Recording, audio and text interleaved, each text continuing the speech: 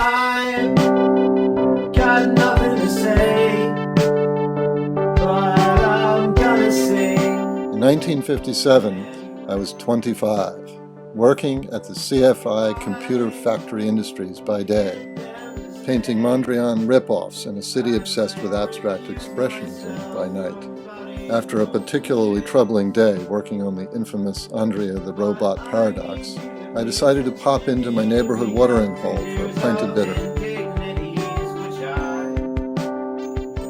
I sat down next to a woman.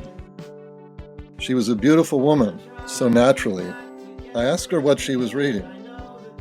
It was the love poetry of the punctuationally challenged E. E. Cummings. I like the poem Since Feeling Is First, I said.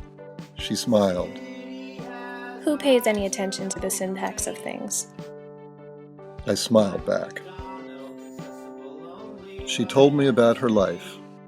A stowaway on a steamship to the Gold Coast of Panama, a defender of natural selection at a Tennessee town hall meeting, a nurse for Inuit soldiers knocking on the door of death during the Alaskan Civil War. This girl had lived, I discovered, and though I felt a bit stung by a sense of underachievements in her presence, somewhere between the Fifth Old-Fashioned and the trip to my apartment, I got the impression that this was a woman with whom I could live and work for the rest of my life. I felt myself genuinely falling in love with her. I even told her so. And I was telling the truth. But love is a funny thing, isn't it? You feel one way, then you ask something you shouldn't, and 13 seconds later you feel completely different. Later that night, we sat up next to each other, sharing a cigarette.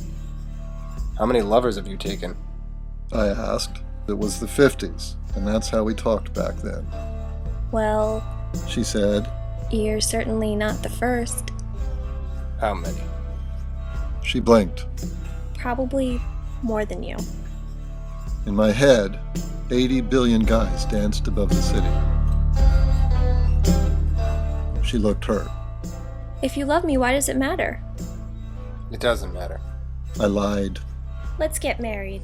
She said. I chimed in with cold knowingness. Marriage is a matter of practicality. I said. Don't act like an 18-year-old. I rolled over and fell asleep. At dawn, she was gone. An image of her eyelids flutter came into my head for a split second before I pushed it out and made my way downstairs to the stoop to smoke a cigarette. 2 drunk men around my age were stumbling around on the sidewalk.